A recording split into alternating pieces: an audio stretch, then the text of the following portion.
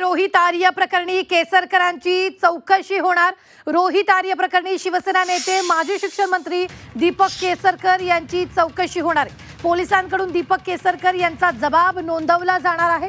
घटनेच्या दिवशी पोलिसांनी दीपक केसरकरांना फोनही केलेला होता। पोलिसांनी दीपक केसरकर यांना रोहित आर्य यांच्याशी बोलण्याची विनंती केलेली होती। गुन्हे शाखा दीपक केसरकर यांचा जबाब नोंदवणार असल्याचं कळतं आहे। आत्ताच्या क्षणाची ही सगळ्यात मोठी बातमी आपण पाहतोय।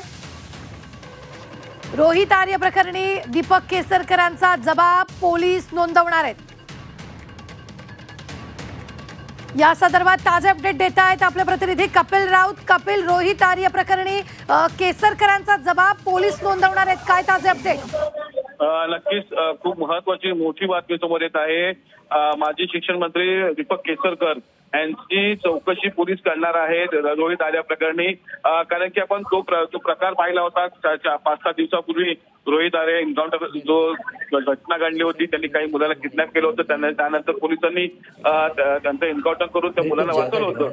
ही घटना आपण पाहिली होती आणि ह्या घटनेचं कुठे ना कुठेतरी कनेक्शन हे केसरकरांबरोबर होतं। कारण की केसरकरांवरती त्यांनी आरोप केले होते की शिक्षण मंत्री केसरकर असताना माझे काही पैसे अडकलेत काही योजनेमध्ये आणि ते कधीपासून मागतोय, मी ती मागणी करतोय आणि ते मिळत नाहीये असं रोहित आर्य यांनी सांगितलं होतं। त्या अनुषंगाने आता नक्की बाजू काय आहे, नक्की ही घटना काय आहे, नक्की ही केस काय आहे, या संदर्भात केसरकरांची चौकशी होणार आहे। त्याच दिवशी ही केसरकरांना पोलिसांनी फोन लावला होता आणि रोहित आर्याशी बोलण्यास सांगितलं होतं, विनंती केली होती। त्यामुळे एकंदरीत या सर्व घटना पाहता केसरकरांचा जबाब नोंदवला जाणार आहे आणि केसरकरांचा जबाब हा खूप महत्वाचा एक महत्वाचा किस्सा असणार आहे या पूर्ण घटनेचा। त्यामुळे केसरकर आता काय जबाब नोंदवतात, केसरकर काय माहिती देतात, याकडे सर्वांचं लक्ष लागलेलं आहे। निश्चित धन्यवाद कपिल ताजा अपडेट देण्यासाठी। मात्र आत्ताच्या क्षणाची ही सगळ्यात मोठी बातमी आपण पाहतो आहोत। नेमकं हे प्रकरण काय आहे पाहूयात ग्राफिक्सच्या माध्यमातून।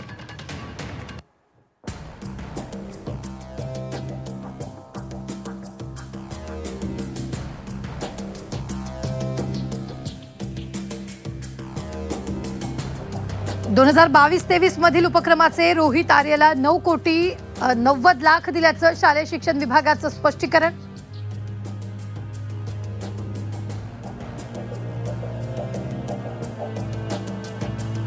रोहित आर्यच्या अप्सरा मीडिया एंटरटेनमेंट नेटवर्क प्रोजेक्ट मधील लेट्स चेंज या उपक्रमांतर्गत स्वच्छता मॉनिटर या उपक्रमाला मान्यता।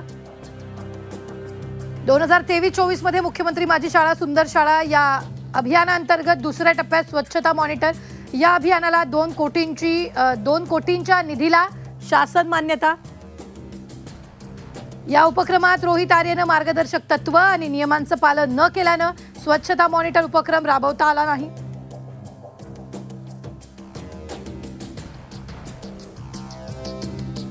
उपक्रमाच्या दुसऱ्या टप्प्यात रोहित आर्यनं सादर केलेल्या अंदाजपत्रकात जाहिरात व्यवस्थापन खर्च याबाबतचा उहापोह केलेला नव्हता।